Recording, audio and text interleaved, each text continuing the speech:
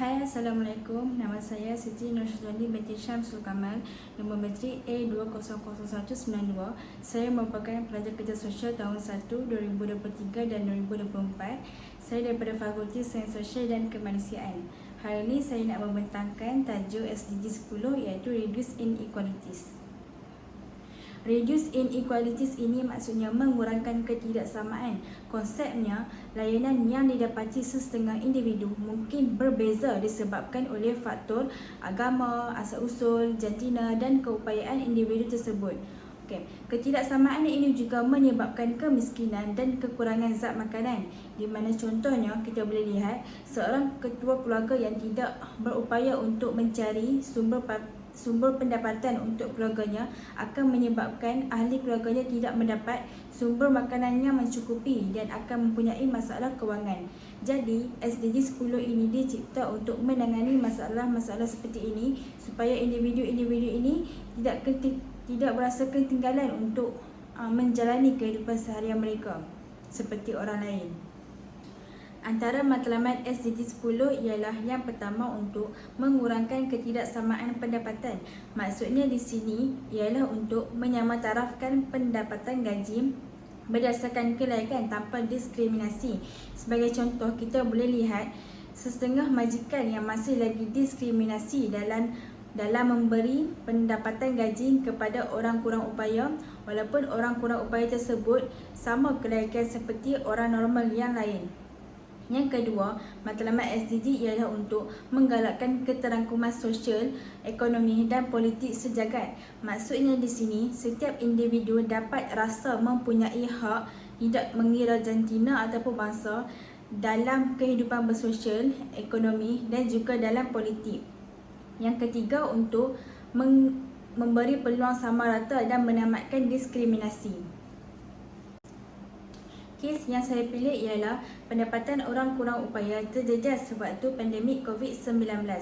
Sewaktu pandemik COVID-19 berlaku, bukan sahaja negara Malaysia, malah negara lain juga turut menyatakan bahawa pandemik COVID-19 memburukkan lagi matlamat SDG 10 untuk mengurangkan ketidaksamaan.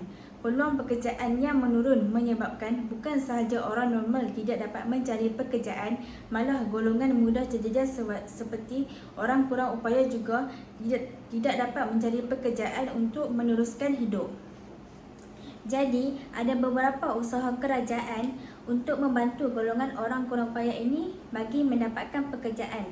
Yang pertama, PEKESO. PEKESO ialah Pertubuhan Keselamatan Sosial. Banyak sangat usaha PEKESO membantu golongan orang kurang upaya untuk mendapatkan pekerjaan. Sebagai contoh, kita boleh lihat pada Januari 2022 sehingga 20 Februari 2023, mereka telah menganjurkan sebanyak 4,565 temuduga secara bersemuka dan mereka telah mengadakan karnival kerjaya khas untuk orang kurang upaya. Sepanjang tahun 2022 juga, mereka telah menganjurkan program Disability Equality Training kepada para majikan untuk meningkatkan tahap kesedaran majikan tentang aspek penggajian pekerja orang kurang upaya. Hasilnya, kita boleh lihat di bawah ini, PEKESO telah berjaya menempatkan sebanyak 50,984 orang kurang upaya ke alam pekerjaan. Yang kedua, kerajaan telah mengadakan program prihatin orang kurang upaya. Program ini dianjurkan oleh Pemekasa. Pemekasa ialah program strategik memperkasa rakyat dan ekonomi. Program prihatin orang kurang upaya ini, yang pertama, mereka telah memperuntukkan sebanyak 26 juta ringgit bagi memberi elang kepada orang kurang upaya yang bekerja. Yang kedua, mereka telah memperuntukkan sebanyak 20 juta ringgit dalam program keusahawanan bagi memasarkan produk hasil bekeri dan produk hasil tangan daripada orang kurang upaya dan juga warga emas. Yang ketiga, mereka telah menganjurkan skim satu perniagaan satu orang kurang upaya di mana mereka membuka pendaftaran baharu dalam bidang perniagaan bagi menggalakkan orang kurang upaya untuk berniaga. Yang keempat, mereka telah memperuntukkan sebanyak 25 juta ringgit dalam skim mikrokredit istimewa. Cadangan yang saya boleh cadangkan dalam usaha kerajaan untuk membantu golongan orang kurang upaya ini mendapat pekerjaan, yang pertama, memberi insentif kepada para majikan, di mana kerajaan memberi kelebihan kepada mana-mana majikan yang mengambil golongan orang kurang upaya sebagai pekerja mereka akan diberi insentif seperti potongan cukai ataupun subsidi gaji. Lalu ia akan mempengaruhi pengurangan beban kewangan dalam sesebuah syarikat dan ia akan membuatkan majikan syarikat tersebut untuk mengambil golongan orang kurang upaya ini sebagai pekerja mereka. Yang kedua, mengadakan bengkel kesedaran kepada para majikan. Dalam bengkel ini, para majikan perlu diubah cara pemikiran mereka terhadap pekerja daripada golongan orang kurang upaya ini. Para majikan perlu berpandangan bahawa pekerja daripada golongan orang kurang upaya membawa idea yang lain daripada yang lain kerana daripada sudut pandangan mereka sebagai golongan orang kurang upaya. Jadi ia dapat menghasilkan satu produk yang berbeza daripada produk-produk yang lain. Sebagai contohnya produk makanan, info maklumat pada bungkusan produk tersebut ditulis dalam tulisan braille.